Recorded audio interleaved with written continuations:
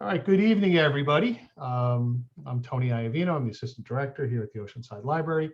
I'm working from home this evening on Washington's birthday, President's Day. We welcome you all to our Poets Near and Afar. It's been a fun proceeding. We really enjoy having it here. Just a few housekeeping. If you do not want to read in the open read, if you do not, please put it in the chat, and I will. This way, I will not call on you. As far as your camera goes and your sound, please feel free to stay unmuted as long as you don't have ambient sound in the background. If I see anything, I'll mute you. That's not a slight at you. I'm not trying to censor you. It's just that I don't want to distract. But it's nice for the poets to hear some claps and some cheers at the end of their poems. So if you do want to stay unmuted, that's fine. Same thing with the camera. If you've got a million things going on, that's going to be distracting. Just shut the camera off. If not, again, so we can do jazz hands and everything's nice so that we see all of that. We record these and we've put them up on our YouTube page, the Oceanside Library YouTube page. And so you can always check out them and some of the past ones. We weren't always diligent about doing it, but we are now going forward. So without any further ado, I don't. Also, if you're not on our email list for some reason, throw your email in the chat, and you can. This way, you'll get the full bios and the photographs of the people that are coming up. And so, without any further ado, Christina Rau is our poet in residence. I don't know how many libraries have a poet in residence, but we have a poet in residence, and Christina runs wonderful programs for us, and we appreciate that very much. And so without any further ado, Christina Rau. Thank you. Hey, y'all. So thank you, Tony, for hosting. Thank you all for coming. This is a fun way to spend a Monday night. And since y'all were just talking about Mars, I didn't plan to read from Liberating the Astronauts, but I'm going to. And I don't know if this is going to show up backwards or not, but this is Liberating the Astronauts. Oh, it's showing up the right way, right? So this is from Aqueduct Press. This actually won the 2018 Elgin Award from the Science Fiction and Fantasy Poetry Association. They are a good group of poets, and I found out on Twitter that I had won that award. So this poem has an epigraph. Researchers ask, will astronauts be able to withstand a future trip to Mars? Withstanding Mars.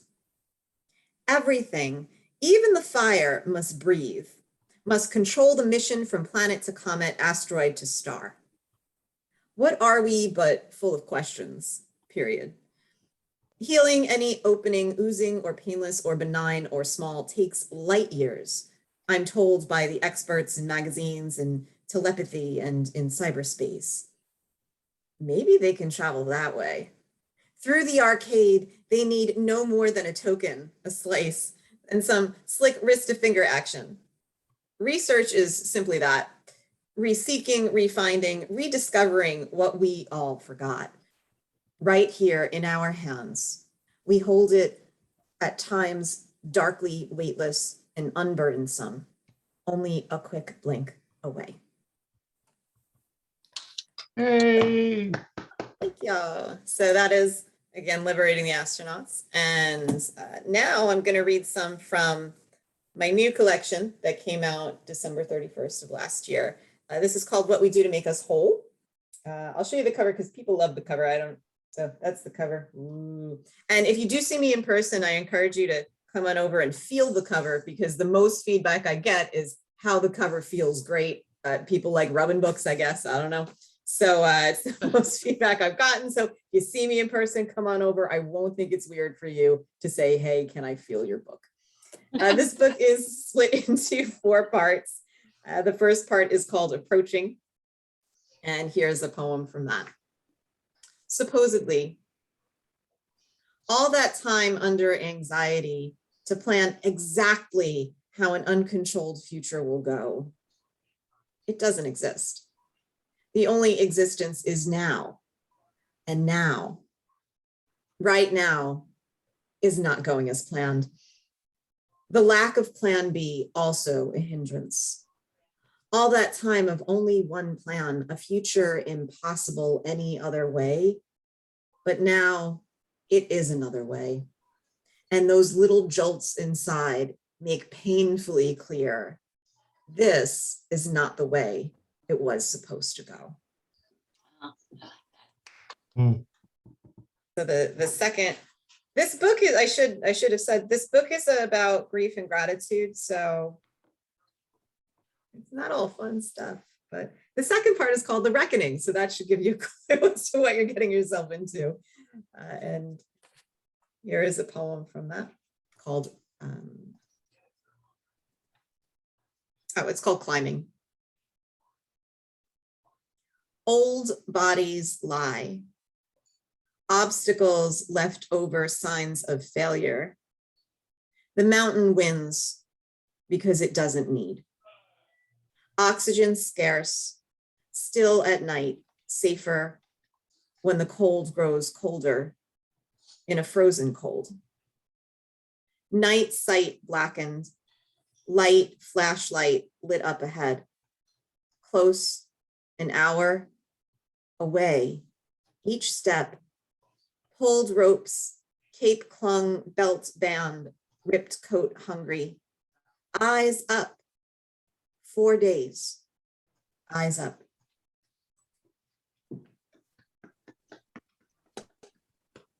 The next section of the book is always look up, and that's been my mantra for the past couple of years. Sometimes you look up and you just see the most wonderful, amazing things that you've seen the sky before, but it's not always the same sky. It's a different sky every time. So always look up. 6 weeks of meteor showers. A memory of you around small stars, tilted planets. Heavenly bodies burned out, not broken. Gone by the time we get there, where they used to be, back then, when they were beautiful. Nice, very nice. Thank you. And I'll read this one. Symbiosis. You want the kind of friendship Neil and Jack had, the black and white kind, the kindness of driving 3,000 miles and back, hopped up on adrenaline and mellowed out by booze. You want the hands on hips, arms around shoulders camaraderie. Take me as we are, no time to think otherwise, gotta go, gotta move, gotta run. Top down, hands up, for as long as life exists. Okay. $1 million question, because I don't have $1 million to give away and we're not in person, so I couldn't do it anyway. Neil and Jack, anybody know who they are? Don't think so. Acid and Kerouac. There you go. Thank you, Bruce. Yeah. Those are the beats. So if you've ever read On the Road or want to read On the Road, you're going to read all about Neil and Jack. And the fourth and final part of the book is called Waking Under the Bodhisattva. And this is the second to last poem in the collection. It's untitled. Not enough room for darkness with all this light coming in. Even in a transitory state, not weak, not sleep, knowing the one man who ever loved me disappeared by the sea. The moment glistens. Weightless bliss inside meets rays from without. This is the answer to what happens when an immovable object meets an unstoppable force. No destruction, no friction, no ruin. It's all pressure, upholding life, creating love, making heaven breathable on earth. Brightness rockets up at the seam, a geyser glowing, white mist, reflect, emanate, radiate, up, out, around, and always through. There is no endpoint. There's only forward, so go. Wow. So I'm going to read a few new ones. Those of you who have never heard me read before, they're all new, but if you have heard me read, these are newer to new. And it's funny, like when I finish a collection, I'm like, oh, now what do I do? And so I've been writing something new. This is called What We Dreamt in the Fire. 1.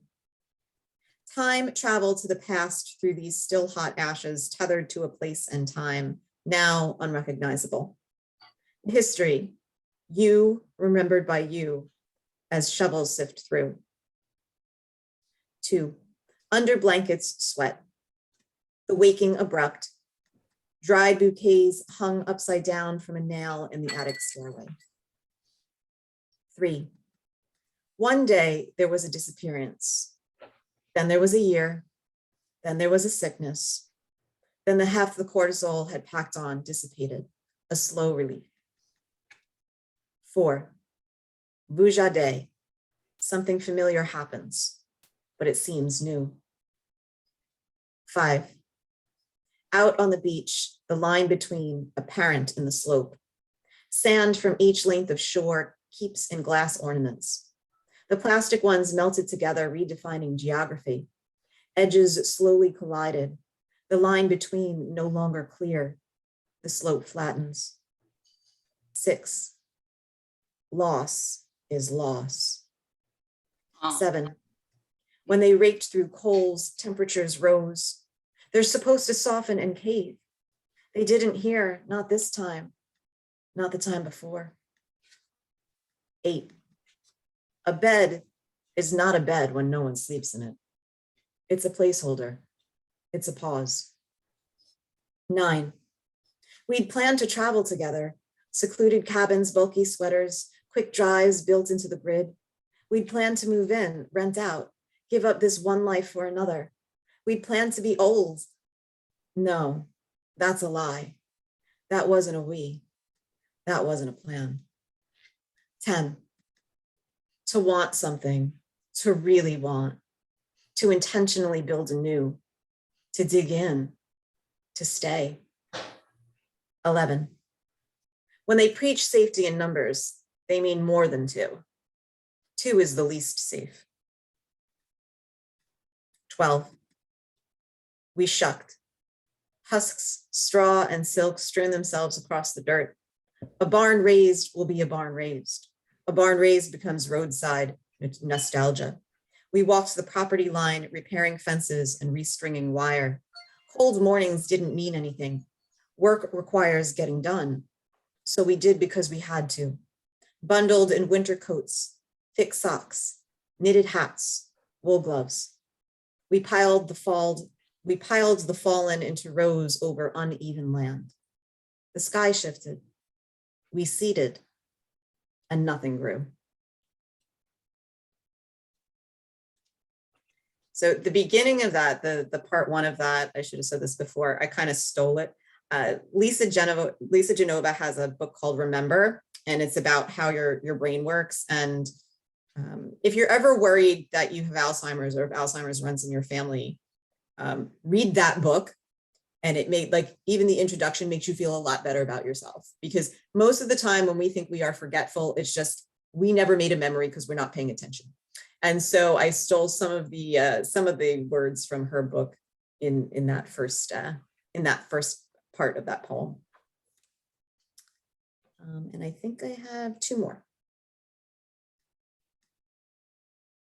Off ramp. This wasn't the exit I wanted. This a scattered merge away from where everyone else is headed. This one abrupt. This one crept up, appeared, no sign, unnumbered, not on the map.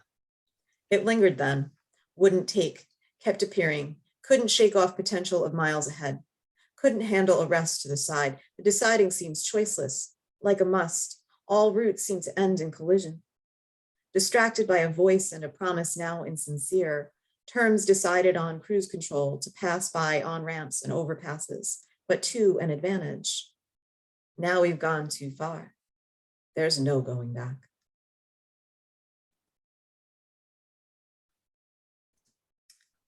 And this is called Smoke. The boys who smoked used Zippo lighters, we bought them, engraved special, so they would know we loved them. That one dusk, I bought a pack at the corner gas station, the cashier, A little woman, still taller than me, said with a sigh that I was so pretty and too young. And I said they weren't for me, but for him at home. And we locked in a stare for a moment, trying to understand something. The boys put out fires. The boys prayed for fires. The boys put out the fires they prayed for. They prayed for heat and sparks so they could drop what they were doing, so they could drive fast, flash their lights, throw on heavy gear, and jump into flames. Our cars smelled like smoke, stale and old, seats stained, indented, all rime. They had stains on their hands. We held them, exchanged them among us, shared secrets, compared what we'd found. That one late night, the one who was unattainable, who would never notice, could never notice. Why would he ever notice? Stood in front of me on his basement stairs, where he brought me to show me something unexpected and raw. And then the next day, gone. Then the next year, they were all gone. Then a passing by occurred here and there at counters and from distances far enough to be unsure. Then 2 decades later, when driving to pay a bill far from cigarettes, ash, and cigars, the street becomes familiar. The new car passes that old house. Off guard, the smoke floods back, but not the love. That never was. Thank you for listening. Wow. Christina Rao.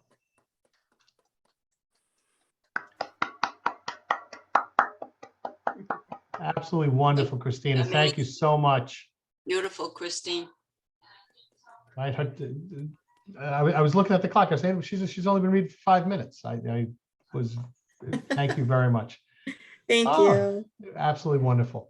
And I have to say, I read her book, new book, and I strongly recommend it. It was very, as you might imagine, it's just every page has another little treasure on it. Thank you. Oh, it's my pleasure. All right. So without any further ado, Nathan has read for us in the past, and we absolutely delighted that he was able to join us again. So the former poet laureate of the state of Oklahoma, Nathan Brown. Thanks, Tony. I appreciate it very much. And Tony, I really want to say thank you for keeping this alive, and the effort that you've made over the last couple of years, keep this going and to keep it alive. Thank you for doing this. And it's still one of my favorite memories, reading in that gazebo in the park. I loved it. And so I'm grateful to be here. Christina, thank you for that wonderful reading, and I can't wait to feel the cover of that book. So please hold a copy, because yeah. I certainly will. Me too. Because I've been known to feel book covers. It's a thing. I love that. And by the way, Audrey, are you the one that's in Bluffton, South Carolina?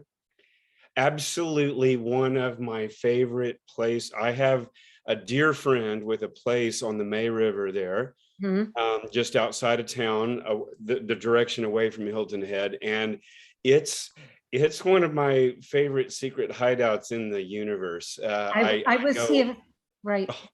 I was here for yeah. 15 minutes and said, this is it, find a realtor. I know why. I know why. It's so true. So anyway, thank you all. And so what I'm going to do with my reading tonight is I'm going to tell you kind of in a nutshell as possible, the journey of my career over the last couple of years. So I make my living as a itinerant bum poet, singer, songwriter, and teacher. I lead workshops and do a lot of things, and this is how I make my living, is on the road. And in March, April of 2020, I basically watched the lights go out on my career. I had my tour schedule was, set up through 2021, and just basically I spent 2 months fielding cancellations, and watching the way I make money just go away completely. So here's the story is huge. It's very hard to represent in a short period of time, but here's basically what happened. Towards the end of April, when the skies were darkest and things were looking pretty bad, my wife was having a Zoom happy hour with two of her best friends in separate cities. And one of her friends, I think it was on the second glass of wine, it would have had to have been, but just said, well, you know, Nathan, what he ought to do is he ought to put the word out that he will, he'll write, you know, commission a poem, and he'll write you a poem about anything that you want to write about, and they can do it, you know, for a donation of any size, because COVID kind of hit people financially very differently. And, you know, so don't put any sort of conditions on the donation, but if you want a poem, you know, send him a prompt, something that you want him to write a poem about, and a donation, and he'll write you a poem. Well, so the short version here is that it ended up being a new career for 2 years. And I received commissions from Saudi Arabia, the island of Tonga, from Anaheim to the Bronx, Minnesota to South Texas, and Oregon to Florida. And I who knew? I didn't. But what I began to discover quickly was that during this strange 2 years, people were desperately wanting some kind of connection, and they wanted to be heard, and they wanted to have some kind of artistic expression about the feelings that they were feeling and the things that they were experiencing. And this crazy journey resulted in a 4-book series that. And what I want to do is I just want to read you a couple of poems from each book really quickly to kind of represent. So what happens is that each poem has the dedication to the person who commissioned the poem and the date that it was written. So basically these 4 books it's not quite day by day, but it's pretty close to day by day account, because that's how many commissions. I know it sounds crazy, but that's how many commissions I received. And Frank, by the way, I just want you to know, to all people in the arts, I survived on the donations of supporters of the arts for the last couple of years, and I am committed to expressing my gratitude to the craziness of that, the almost impossibility of that, and my gratitude is deep. So here's what it is. So the first book in the series covers March through May of 2020. And the first book is called In the Days of Our Seclusion. Here's the 2 poems I want to read from this real quickly. So the first one was this was the very first commission I received. So I like to read this one because it's kind of fun. So this goes back to March 23rd. So this is really early in the pandemic, when all the grocery store shelves were empty of everything completely. So my friend wanted me to write a poem to the hoarders. Okay, so here's the poem for the hoarders. To the hoarders. So my father grew up using the Sears catalog, if you know what I mean. And those of you who grew up in houses with bathrooms may not, but he knows what I mean. His mom grew the green beans, the beets, and the cucumbers they ate or pickled for later. And she picked the plums, the peaches, the blackberries they preserved in mason jars. Eggs didn't come by the dozen in styrofoam boxes. They came straight from the chicken's ass. Grandma made soap out of lye and lard from the big fat hog they slaughtered in the yard, which should tell you where they got the bacon and ham from if you catch my drift. So the 500 rolls of toilet paper stuffed in the closet, and all the eggs and produce stashed in your fridge will only prolong your demise when the real trouble comes. Here, here. So that was my message. That was my message to the hoarders. And so, all right, so towards the end of this time, we'll go back to April 28th, at the very end of April in 2020. By the way, the chronological nature of the project is sort of critical. You need to know you need to know where we were in time. There's a lot of information that's so important to the timeline, not the least of which is that Trump is still president. So here is a poem that I wrote. Somebody wanted me to write about the mask issue. And this is from Tuesday, April 28th, and it's called If You Care. Look, I don't care that you don't care. However, be aware how much I do care, how much you also seem to not care that there are other people who do care about this. Also, please be aware, or do I mean beware, that I am highly aware of the fine point where your not caring slips into the dark realm of uncaring. Are you aware of that subtle difference? Critical in the sense that uncaring is an offense, where not caring is more or less indifference. So be aware as well that if your not caring becomes more and more uncaring, my care will become more and more caring. Critical in the sense that I may slip into the dark realm of taking big offense to your selfish indifference. And no amount of bewaring will do any amount of preparing you for just how intense my taking offense may become, critical in the sense that you may suddenly sense that there is, in fact, something you very much do care about. Wow. Great. So that Great, was, great. thank you. That was book one, March through May. So book two enters June through August of 2020. And this is called In the Days of Our Unrest. So this time period, this is when the George Floyd incident happened and things really began to unravel, and we were having massive protests in the streets. And so the summer of, this is In the Days of Our Unrest. And the two poems I want to do, I have to start with this one here. So I had someone ask me to write a poem about George Floyd, and I wrestled with this. It was too soon after, and I finally said, you know, this is not my place. This is not the right thing. So I'm going to write you a poem about what you actually wanted me to write a poem about, because this is my place and I can speak to this. So this was written on Tuesday, June 2nd of 2020, and it is for Derek Chauvin. It's called The Fallen. I am writing you a poem because you and I are both white and very much alive. So you still have the chance to hear me out on this one. George Floyd, on the other hand, is black, very much dead, and will soon have 1,000 better poems written in his honor. Honor being a thing you will never have again, a day in your now mostly over life. The math seems easy. I read faces. It's a part of my duty on the job. Another thing you lost, by the way, on that day when you forgot yourself. And what I saw there is just a white man turning whiter as his soul drained out of his knee in exactly 8 minutes and 46 seconds. The loss of that vital state didn't stop there, though, as the soul of our nation somehow got its heart caught in the current as it churned against the flow from what I sensed in the moment of George's better soul, as it must have been rising.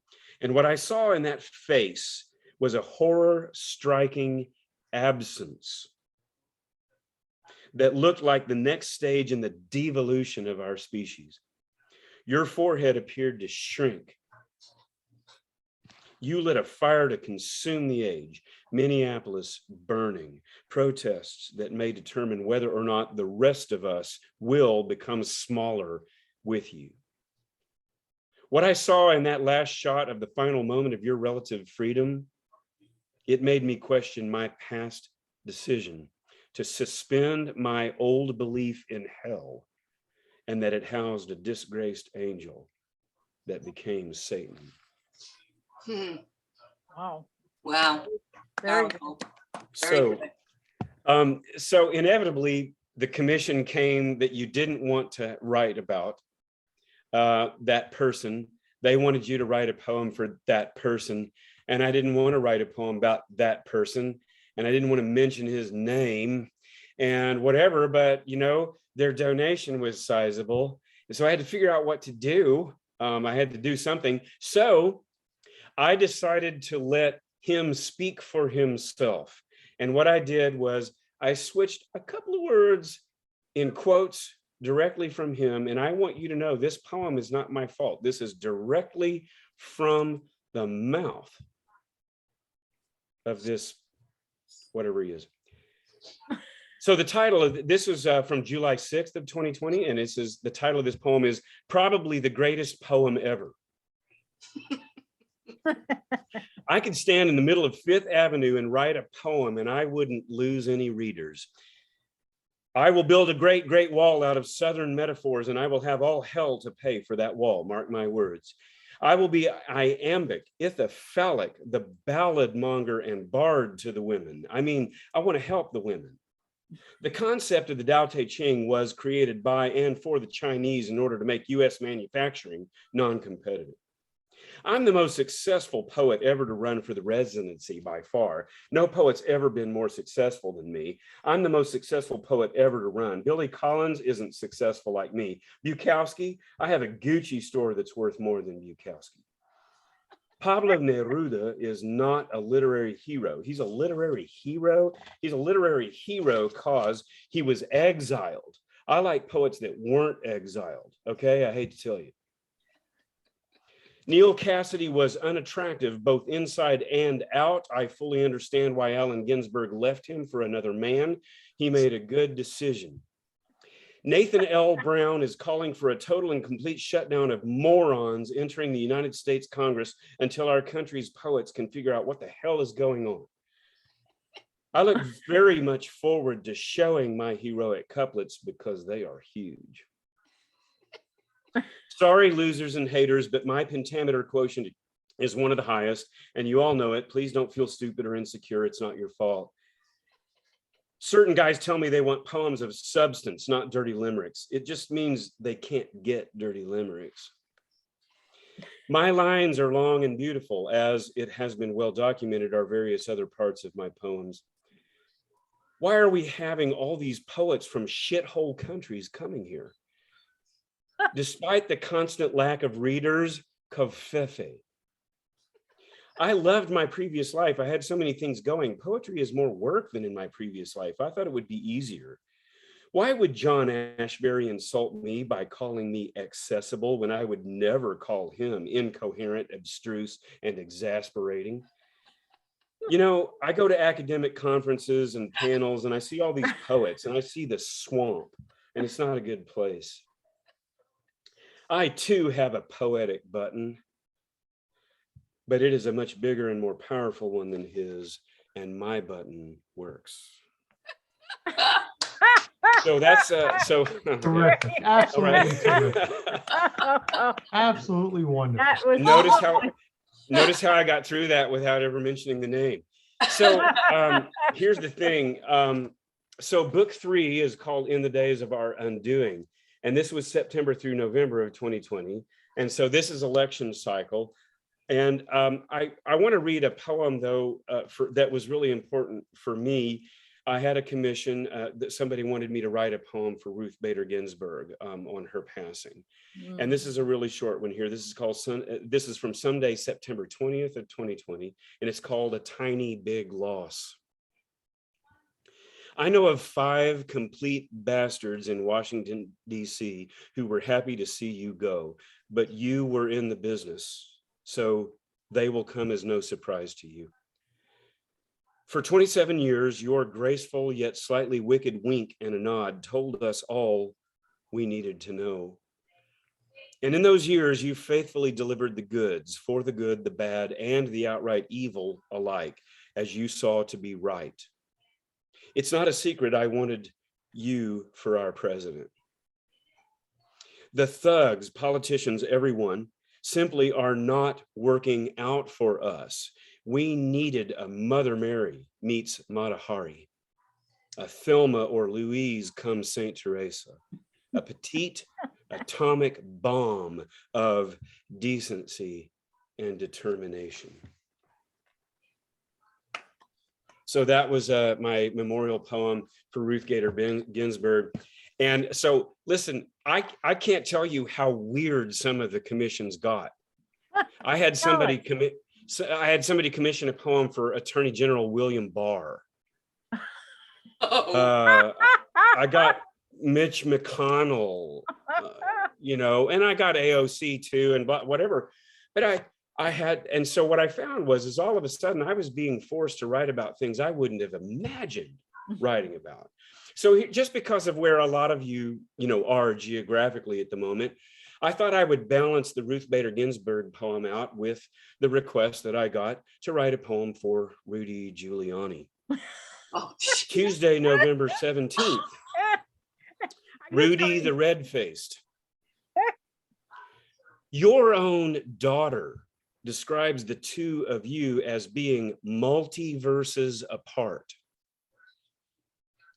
I'm sure it could be her fault, but kids are a powerful testament.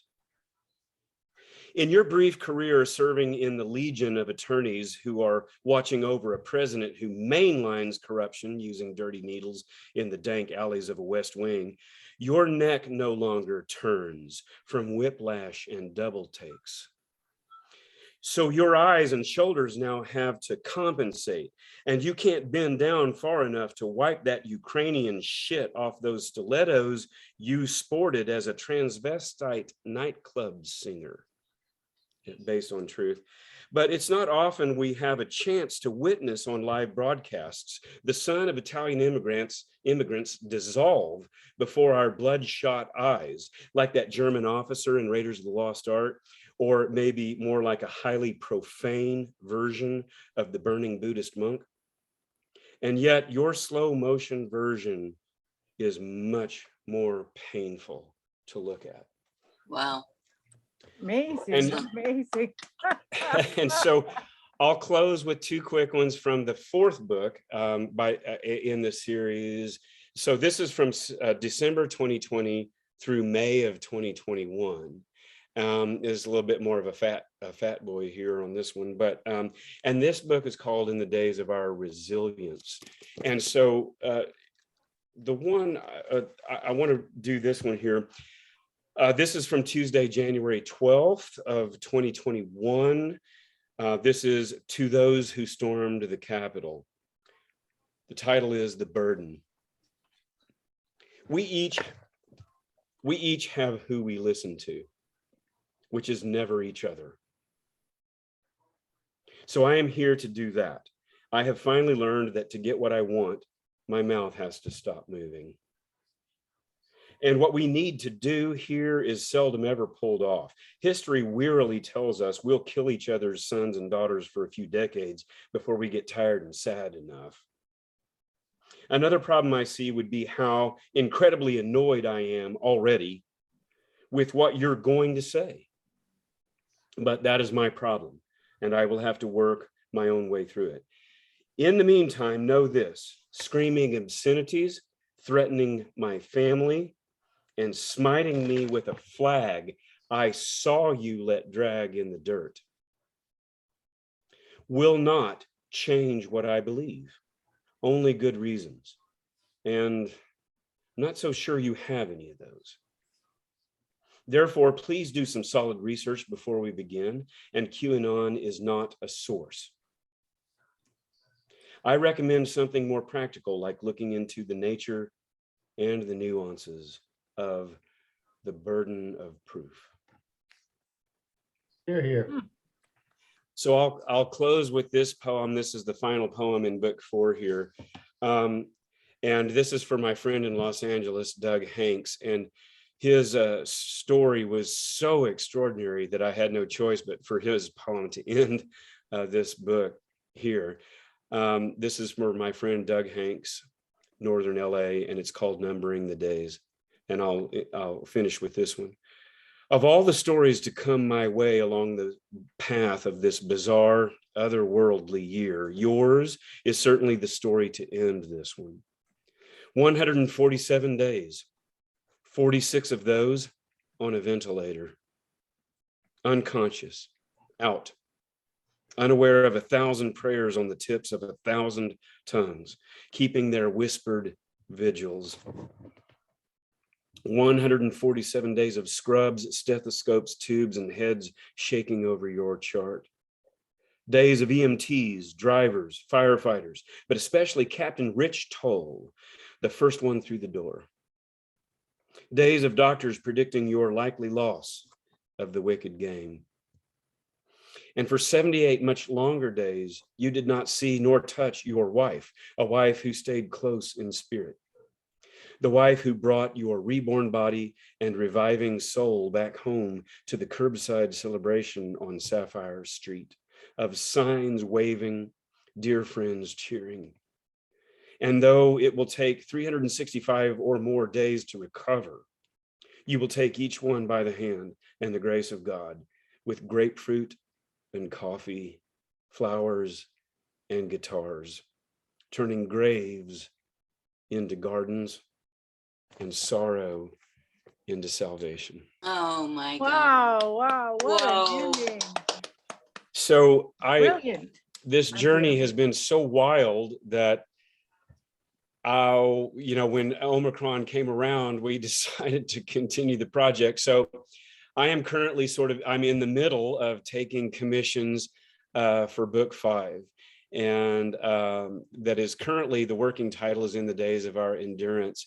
But I have to say that writing for others instead of myself has probably been the most enriching, helpful, mind-changing, and life-altering experience of my career.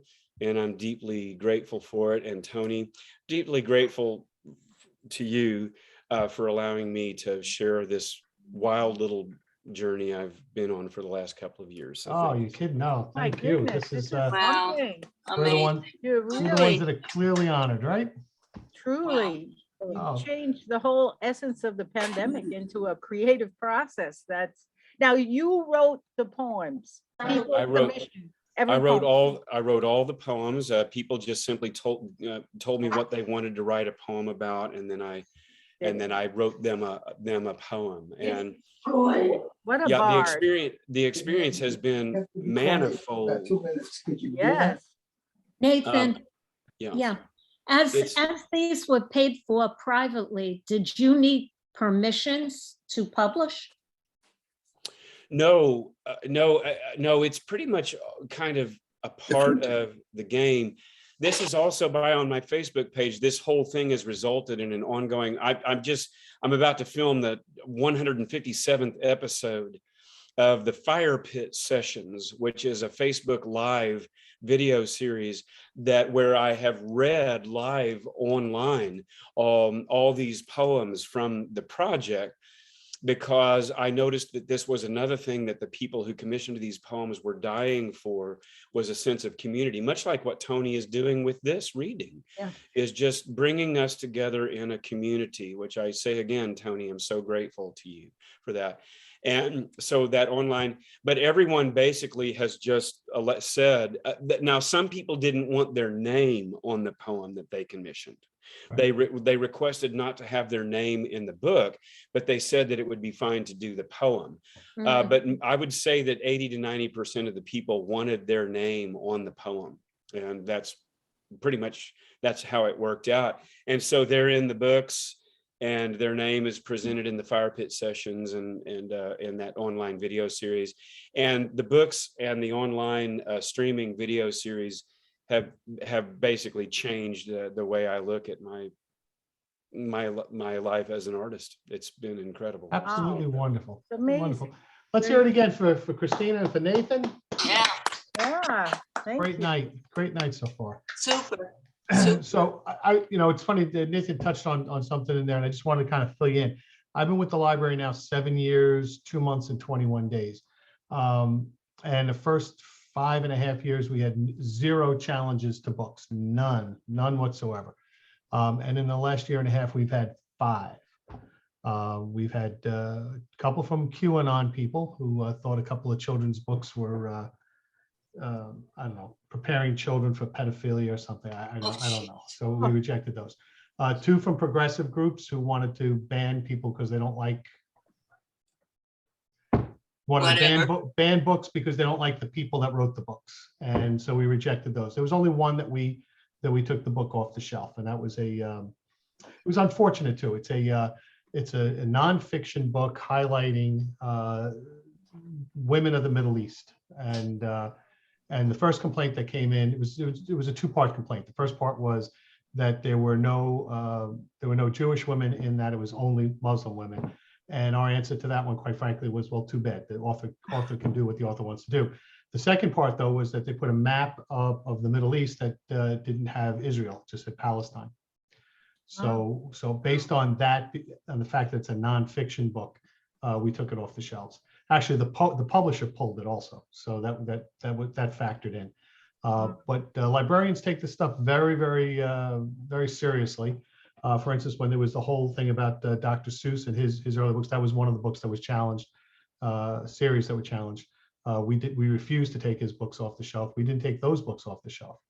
The ones it stands where it stands. So it's an interesting thing. I come from the law, okay, and my buddy Bruce will tell you, where we have a code of ethics. The ethics are hierarched. So if there's a conflict, we know from our rules which one takes precedence over the other one. So for instance, being zealous for your client and not lying to the court, okay? Not lying to the court takes precedence over being zealous for your client. But in the library world, although there's a loose ethics, there is none. So it's an interesting thing where you have on the one side, not wanting to offend people, et cetera, and on the other end being the last bastion of the First Amendment. And our library, in any event, lands always on the First Amendment. So it's sometimes it makes for difficult conversations, but that's part of what we do. And Nathan, that was absolutely wonderful. Christina as well. So now we're going to do our open mic. Again, if you don't want to be in the open mic, a couple of people have thrown in there that they don't. And Vicky, I'm disappointed that you don't have something for us tonight. And I'm hoping that you change your mind before we finish. I will tell you who's going to be reading and then who's on deck. Okay, Louisa. Okay, so let's start with the first person that's on deck. Audrey Friedman, you start, and Doreen, you're on deck. All right.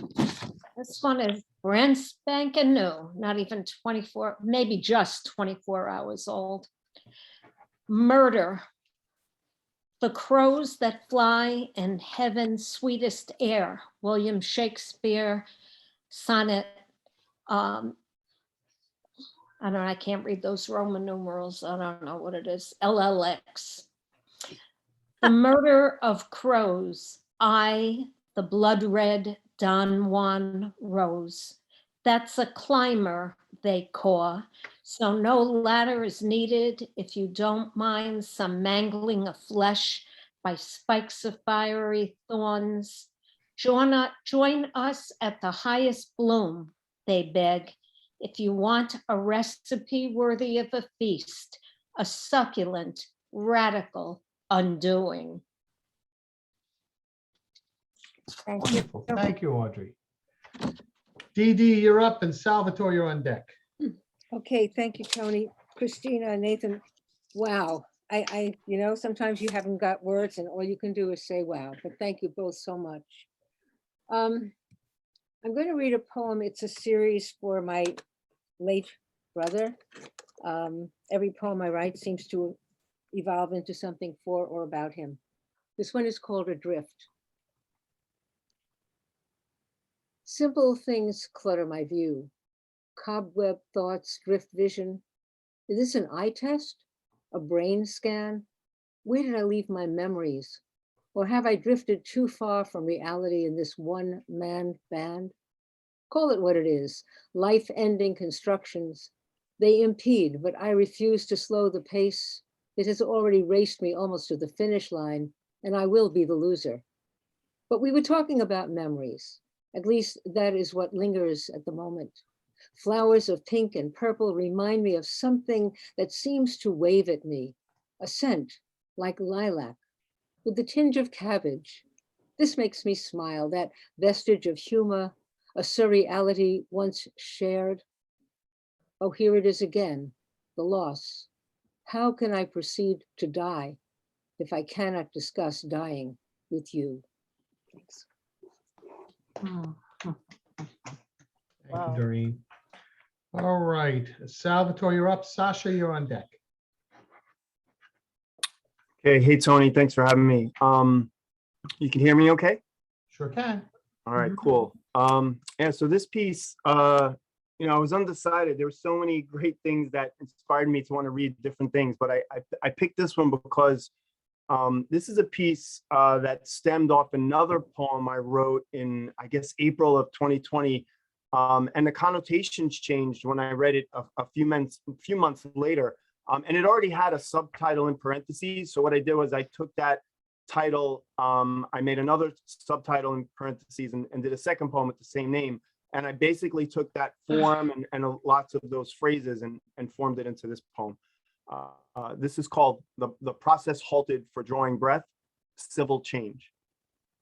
Inside, pockets of air aspire, pulled, no, yanked from the core, escaping in a forced respire, dropped and pressed to the ground, faces splayed at street level to ogle the glimmers of flashing coins, dropped from dying eyes and loosened from the plain, nearly past extinct.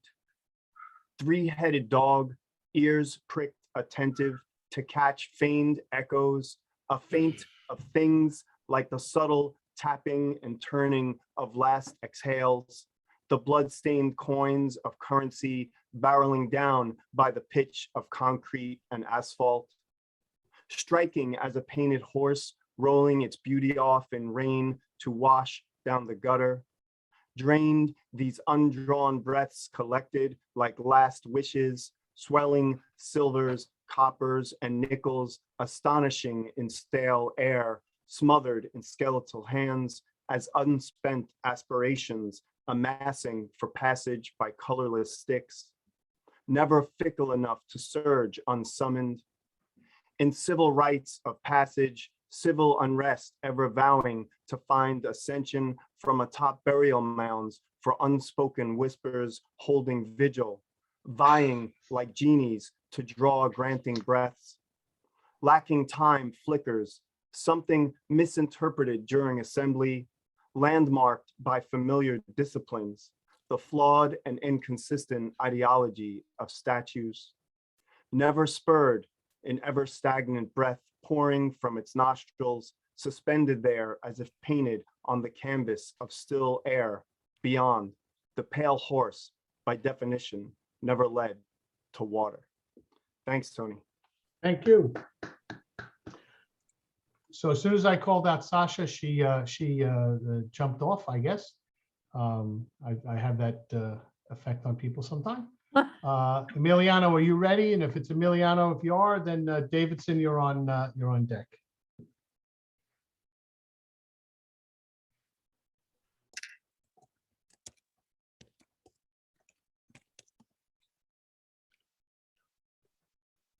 Emiliano, did you hear me? Forest. Okay, great. Yeah, I can hear you. Can you hear me? Yes, sir. All right. Forest of Dreams is the poem. Like a deep forest of dreams is a book of poetry where the pages can be leaves resembling colorful beads from a glowing rosary in our hands, ready for prayer at will. Like a deep forest of dreams is the ink covering the enthusiasm of some verses trying to escape out of my lips. Thank you. Thank you very much. Davidson, you're My up. pleasure. And our Nassau County Poet Laureate, Evelyn, you're on deck. Thank you, Tony. Christina and Nathan, what a wonderful evening tonight. Thank you for making Monday night less boring. And it was really delightful. It's great to see everybody in Long Island land. I moved to New York City almost 50 years ago to go to school from Louisiana, where I grew up. But the real reason I moved to New York was because I wanted to be near the opera singer Leontyne Price. And for 20 years, I went all over the United States with a group of fans to many, many, many of her operas and concerts. And each time we went, we were always afraid maybe she's going to retire soon. In the Autumn of the Goddess for Leontine Price, who just turned 95. This is surely her last recital. Wistful groupies lament inside Kennedy Center, celebrating the Mississippi Diva's 65th birthday, basking in stratospheric pianissimi, velvety as cream. Aficionados yell bravas, flighty men jet down aisles, tossing bouquets of roses, earning encores of celestial sounds one thought could only be heard beyond St. Peter's Gate. 2 years later, the fanatics find themselves excited as giddy kiddies seated at Brooklyn's Walt Whitman Auditorium. Miss Aida of the Century returns from Ponce de Leon's mythical waters, dressed in aquamarine, gleaming under sequined turban. Ebony vocal cords pour forth buttered gold, arias in 4 languages, each Verdian soar a home run, igniting explosive ovations reminiscent of the glory days at the old Met. Die-hard opera buffs beg for one more Gran Scena from Il Trovatore. Instead, the Queen of Song processes for final bow, fading into the wings triumphantly, driving the thunderous crowd to dance and speak in tongues like saved sinners. House lights beam, bidding the faithful swift departure. A nostalgic scrim covers speculative hearts who fear that last spiritual was the dreaded farewell as they trudge into the twilight. Thank you. Beautiful, absolutely beautiful. All right. Evelyn, you're up. Sister Joy, you're on deck. Okay, I'm here. I have to say that the featured readers just blew me away. I must have Christine's book with the feelable cover, and I have to have at least one of Nathan's writing for others. Really, really top draw kind of work. And so you have to tell me how I could get the book. Okay.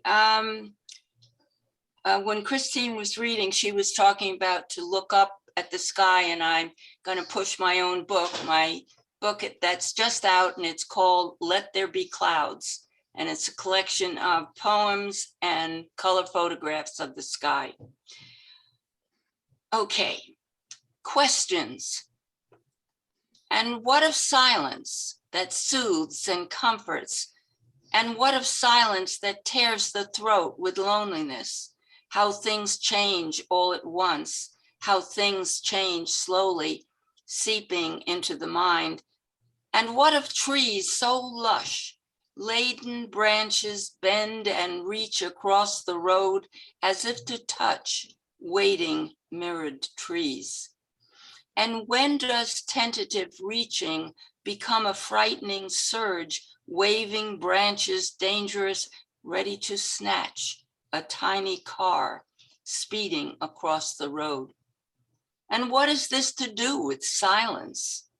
Can questions have answers when silent moments drop the cloak of comfort to wear the long shroud of loneliness?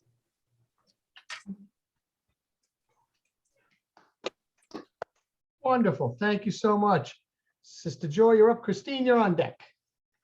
I'm sorry, my mic was up. I don't know if you heard that. So Sister Joy, you're up, and Christine, you're on deck, and Evelyn, that was wonderful. Yes. Thank you. Thank you so much for such a wonderful evening of poetry. I'm honored to be here representing Prince George's County, where I'm in my 4th year of a 3-year term as poet laureate. This poem is titled "In Praise of Bridges." We honor bridges and thank God for them, created for such times as these, when firm footing is key, allowing us to overcome obstacles, averting our step and eye from difficulties and disappointments, each strengthened by ancestors and elders, visionaries who prayed as they built insightfully and empathetically, predicting, knowing of our need. Together we build breathtaking, awe-inspiring bridges to carry our gifts, even our burdens, as we lift more than fists to strengthen both builder and traveler. Short or long, fragile or strong, bridges transport us from that which was to new possibilities and realities that resonate and grow within our spirit and soul. Some will remain, others carelessly or vengefully burned to the ground. So we build and cross bridges, overpasses that provide safe passage, guiding, empowering, enabling both the anxious and weary to avoid stumbling block and valley. Bridges that provide deciphered signals and warnings of yesterday's builders and travelers.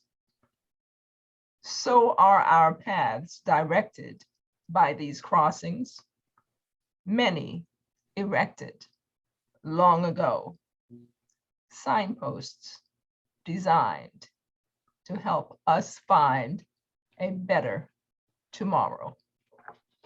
Thank you. Wonderful. Oh, that's absolutely wonderful. Thank you so much. You bridges is such a powerful, powerful symbol.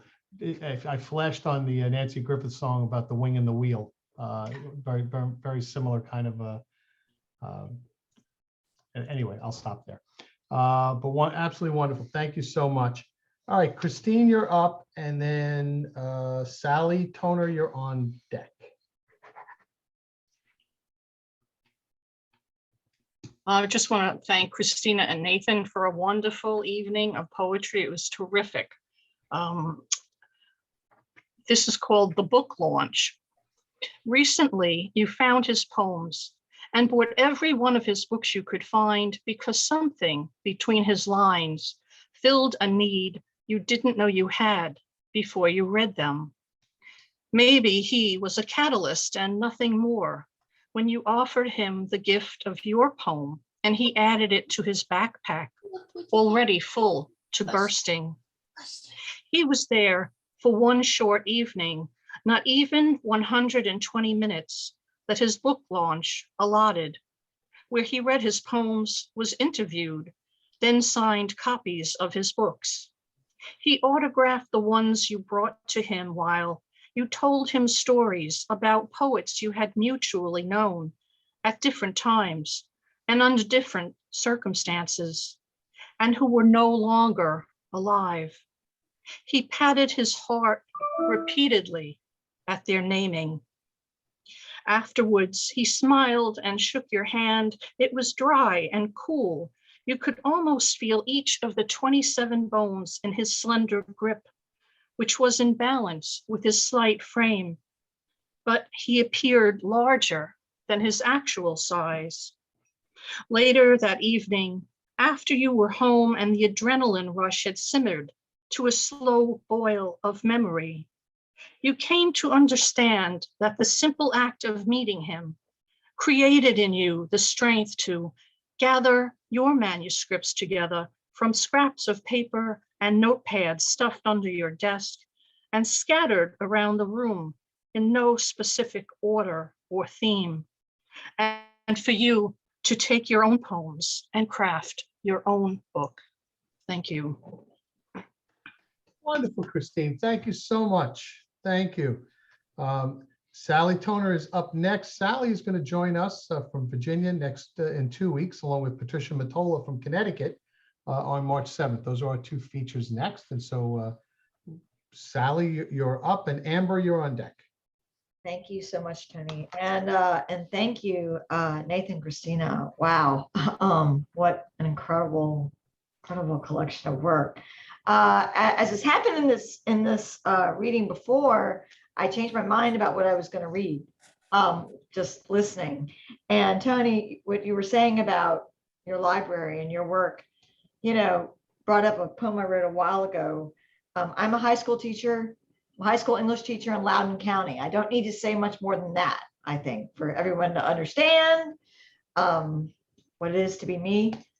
And I wrote this book, or I wrote this poem one afternoon when I was making lesson plans for Elizabeth Acevedo's Poet X. And it's called This Book. They say this book is anti-God. This book is filth, they say. This book must go, they say. And I say, I remember thanking God that I could read, sometimes secret things that my parents wouldn't let me see on TV. What they didn't know didn't hurt them. It helped me.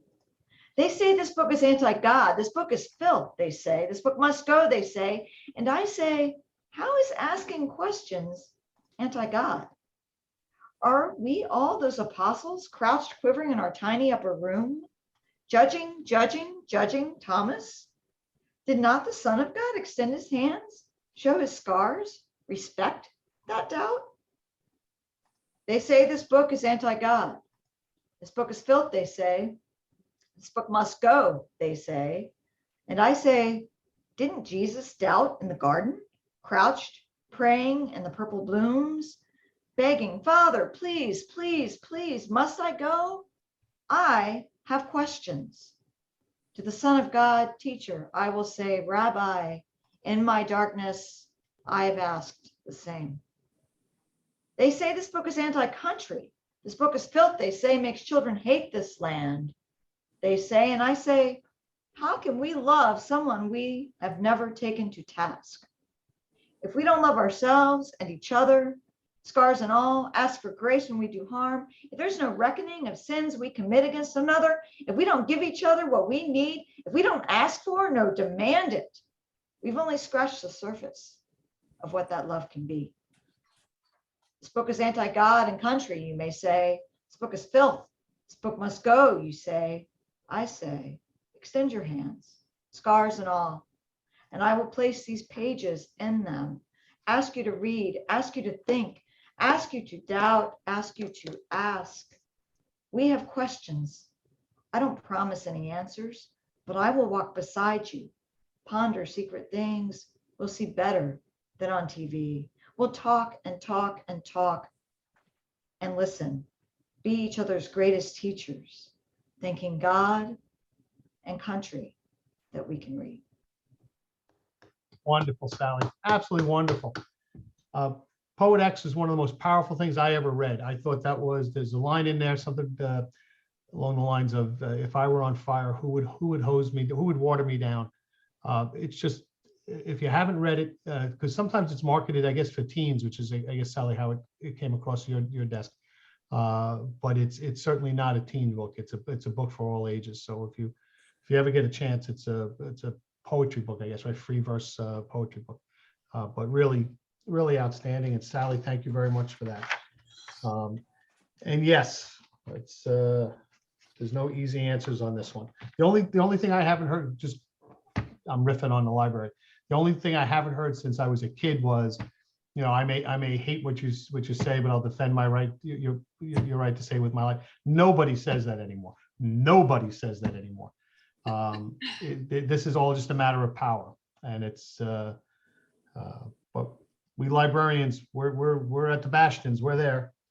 Okay, Sally, thank you very much. Amber, you're up, and Robert Dean, you're on deck.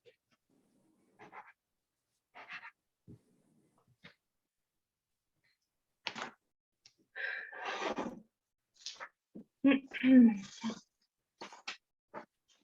hear me okay? Sure can. We're good to go. All right. Watching the hunter watch the sun set. Your eyes reflect our star and a relief from its dozing light, as if attempting to grasp, hang on to an aspect of life, what it all means, and why does this moment exist? Sometimes you look at me in this same way, pensive, deliberate, but with nothing to say, rationing what you need. Is this the way the first man on earth watched the sun? Why his impulse to make art of it on his cave walls? And the etchings of females into spirals, as if at the mercy of unanswered queries. What reason for his sketches of his many animals taken, the mammoth, the dragons, the caribou, and exotic birds, then begat language and the writing of poems? What is it that stirs your need or want to penetrate and keep? Even in the way you watch the sun set, there is something sought.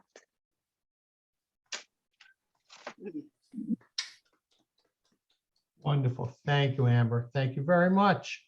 All right, Robert Dean, you're up, and Ann Cohn, you're on deck.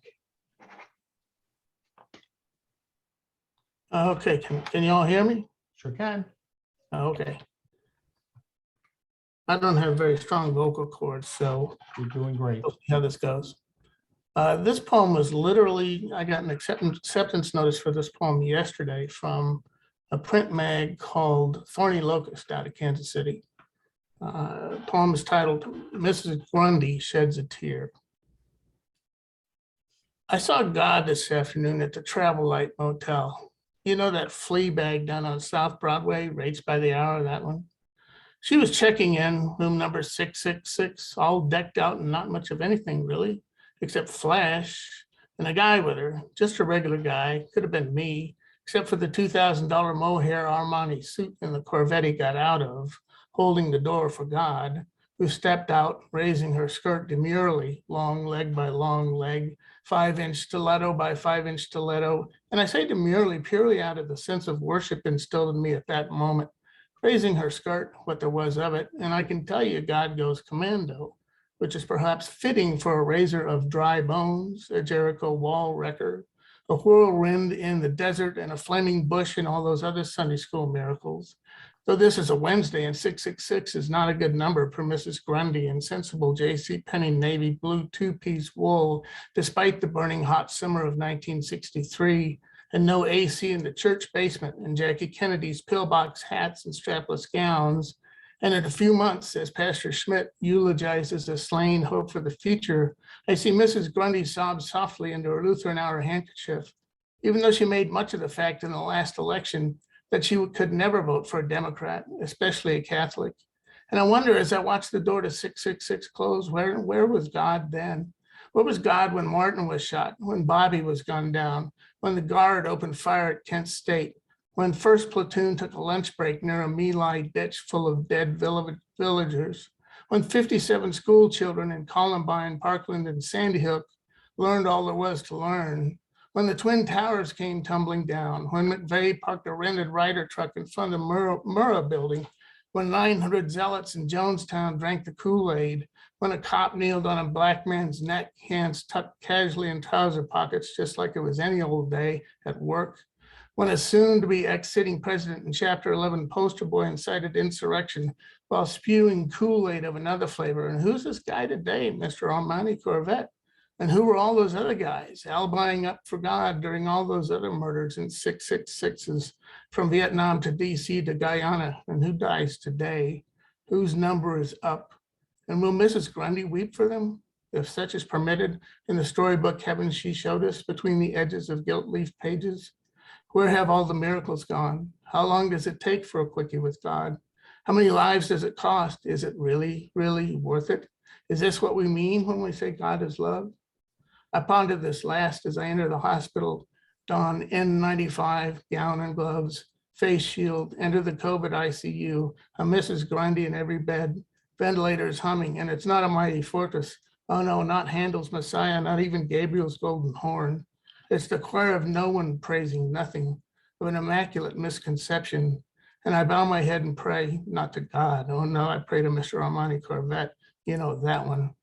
Pray he's getting his money worth as I pull the plug on the nearest Mrs. Grundy. Whoa. Thank you. Thank you, Robert. Thank you very much. Okay, and you're up, and Rick Christensen, you're on deck. I want to thank our features this evening. Lots of food for thought, lots of passion and connection. And like Dee Dee, I just have to say, wow, it's been an amazing evening. I feel like reading something a little on the lighter side. This is an old one. This is called Time for a Change. Can we talk? What's wrong with plain vanilla boredom every now and then? I'm not change averse. I'm change allergic. Frankly, I'm sick of being presented with yet another challenging, interesting opportunity. There's a white elephant trumpeting in my living room, and I don't feel like sweeping up after him. Let's call a spade and recognize this for what it is: a problem, a nuisance, a major distraction. In fact, I've earned this nervous breakdown and nobody's going to deprive me of it. So if you'll pardon me, I'm going to curl up into a ball and scream quietly into my pillow until the universe gives up providing me with experiences meant for my personal growth. I am on strike until the day my dharma stops letting my karma run all over my dogma. Baby, you can keep the change. Thank you, Ann. Thank you very much. Oh, boy. All right, Rick, you're up. Bruce, you're on deck. Okay, first, again, another wonderful night, Tony, Christina, and Nathan. Amazing work. I'm also going to go to the lighter side. Some of you know that I've been taking a series of formal poetry writing workshops. So I've been learning about all kinds of new formal poetry. And this is one I wrote just recently, and it is an obeyed. And some of you may know what that is, but for those who don't, and I did not before I took it on, an obeyed is from the High Middle Ages. It is a morning love song or lyrical poem, historically or traditionally from a departing male lover to a sleeping woman. And I didn't want to write a poem about that, so I took it a little different direction. And mine is entitled Obeyed to My Oral-B Toothbrush. As first light filters through the frosted glass, I see your worn and frizzled bristles. You stand so tall and proud, star of my morning regimen, always ready for a dab of paste, a brisk morning stroll across my molars. But now, bent and aged, I fear the time has come for our farewell. I hold you firm and close. My glance into the mirror affords a snapshot of us two, an image to remember. I retain my grasp on you, reflected in the dawn glow, one last time together, our gentle dance, informed by the melody of water splashing into the sink beneath us, companion to my gums, noble plaque catcher, friend to incisors. Your tousled head rinsed clean, I contemplate this parting thus, reflecting on your faded handle. Your sister waits in the cabinet drawer. Her time now come as morning passes. One last shake for you, a parting sigh. Thank you. Excellent, excellent. I tell you. Thank you, Rick. They should everybody should have to write funny ones. Oh, it's too funny. Yeah, I don't put any restrictions here. Those of you who've read at the gazebo know that when we're out in the summertime and it's 90% non-poets sitting around for a nice evening out in the, I ask everybody to kind of, come in a little light if you can. Yeah. But here, this is what this is for, and it's all appreciated. All right, Bruce, you're up. Melinda, you're on deck. Thanks, Tony.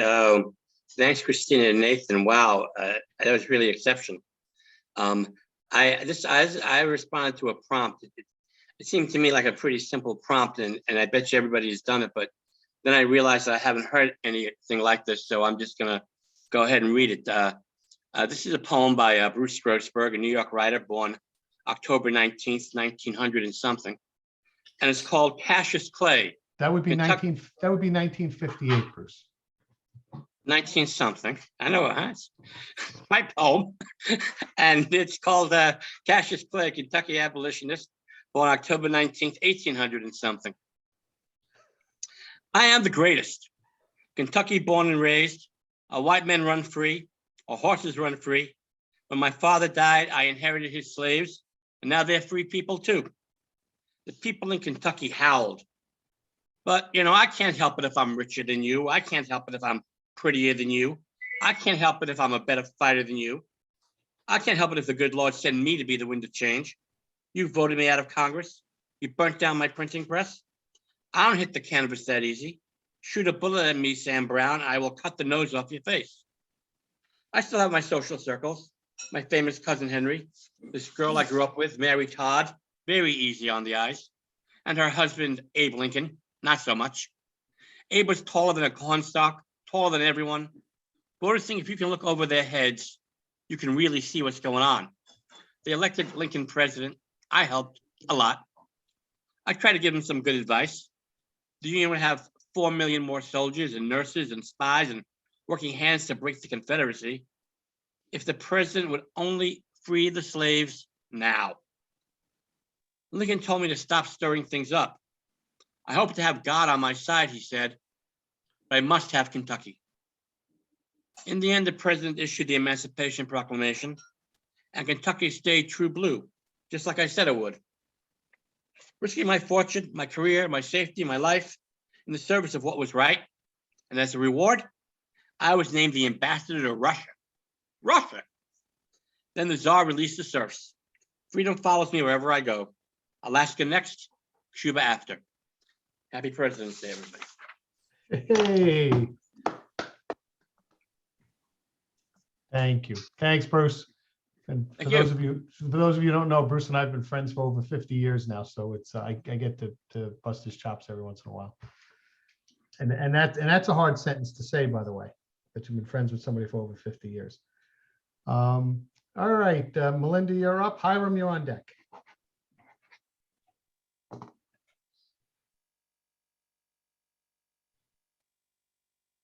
Melinda? Okay. We'll come back to Melinda if she joins us. Hiram, you're up, and Marvin, you're on deck. Thanks, Tony, and thanks to the whole group for creating the evidence that there is power in poetry, there's witness in poetry, there's really wonder in poetry, and that's all on exhibit this evening. I'm going to post a reading that's coming up based in Eugene, Oregon, that you might be interested in. The poem I'm going to read this evening, if I can call it up here, there we go, has to have a little bit of background. Charles Arthur Floyd, who lived for 30 years from 1904 to 1934, was nicknamed Pretty Boy Floyd. And he was an American bank robber. He operated in the West Coast and in the central states, in the Western and central states. And his criminal exploits gained him worldwide press coverage in the 1930s.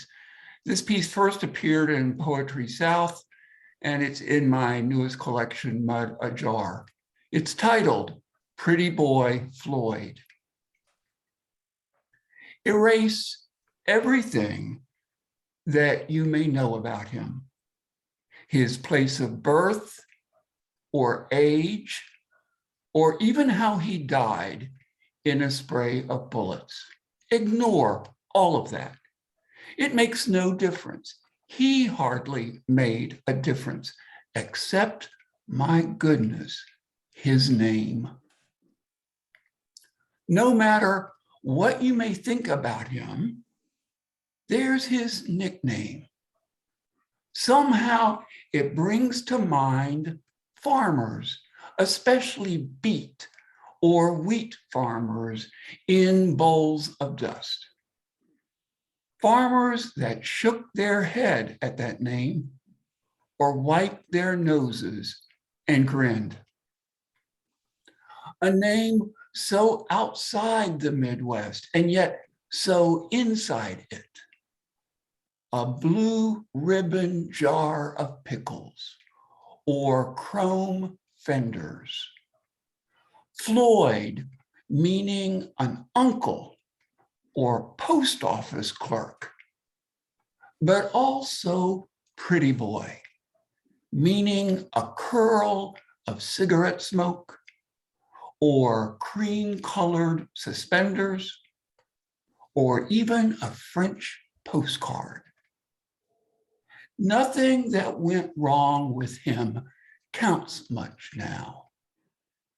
But just like with Bonnie Prince Charlie, we want to see his picture anyway.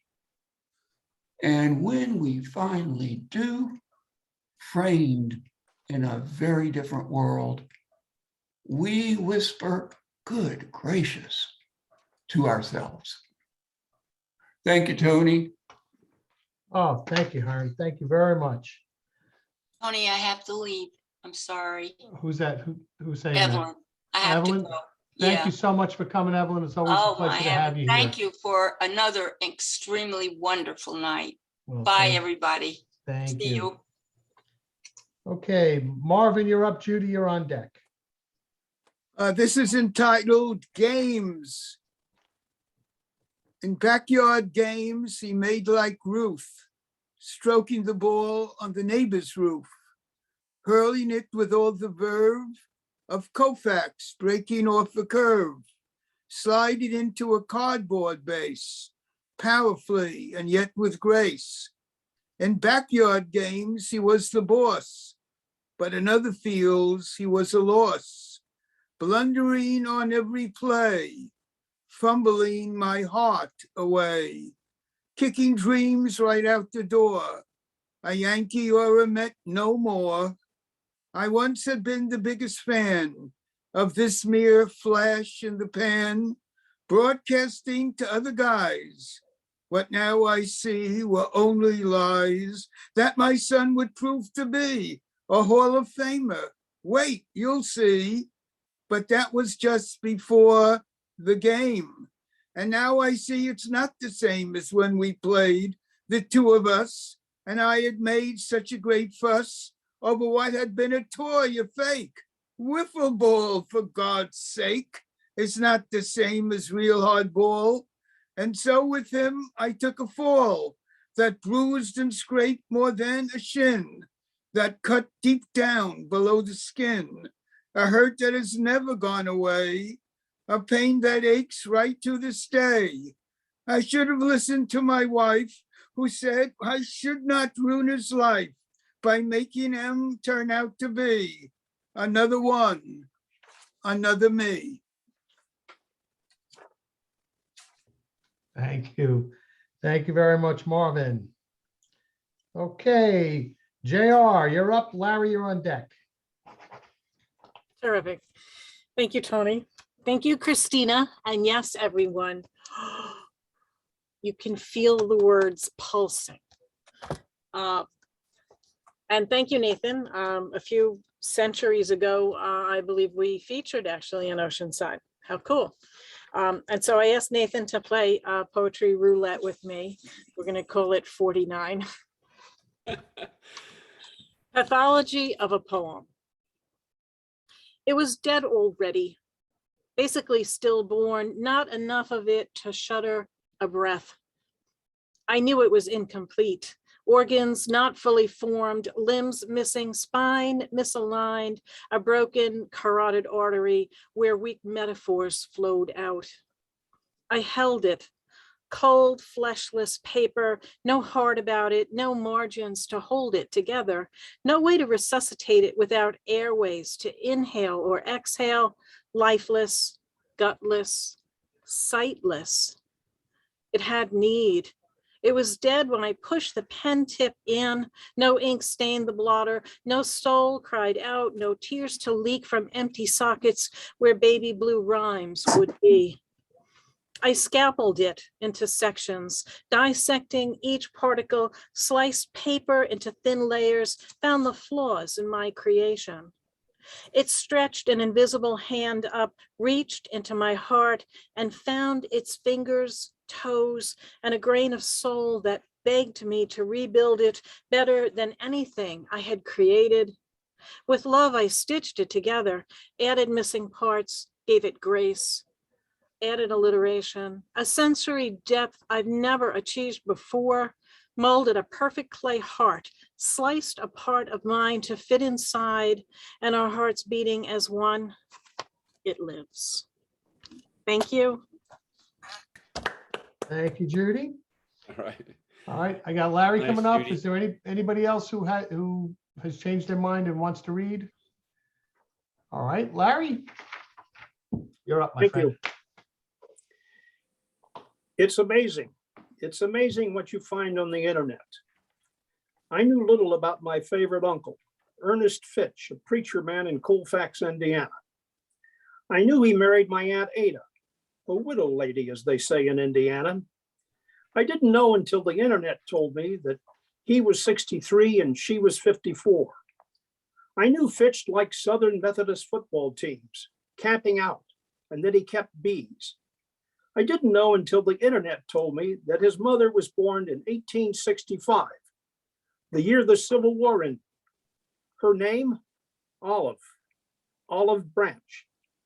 The Hoosier in me likes that a lot. Thank you. Wonderful, Larry. Thank you. Thank you.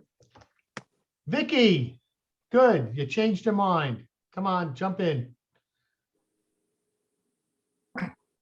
All right, can you hear me?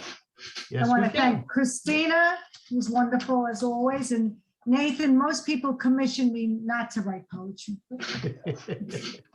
That's another story. This is mine. Q and what? When the government puts me up in a Quality Inn, you ask me what the project is. If I tell you, I'll have to kill you. We spend every night sexting. You penetrate my deep state. I am drawn to your force field. You see laser beams when we mind fuck.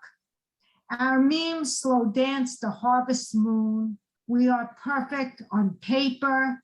Then you go all Joe Rogan on me. You won't get a prick in the arm. You live in fear of becoming a kitchen magnet. You confess your anodes and cathodes beat for Marjorie Taylor Greene with a side of Matt Gates. You message me, Q Anon. My spell check autocorrects, Q Anon, hashtag none for me. Thank you, Vicky. All right. I'm going to end with one of Max Wheat's. I don't know that I'm going to do this every week, but Max, I said, came across my mind today. And it happens to be a poem that he had, George Washington. By the landing in Mount Vernon, docent on dock has more to say, invites us beyond the gate. She points along the Potomac shore, whose mansions have the feeling the old families are still in residence. See that point down there? That's where Sally Fairfax lived. I see Sally firing up the candle in the window for him. So, all right, everybody, thank you all so much. Again, another round of applause for our teachers and a round of applause for yourselves. Once again, the open mic did not want me to commit suicide, which is an unusual event for me. But you guys have been doing great. So once again, thank you all very, very much. And we look forward to seeing you in 2 weeks. Thank you. Thanks, Tony.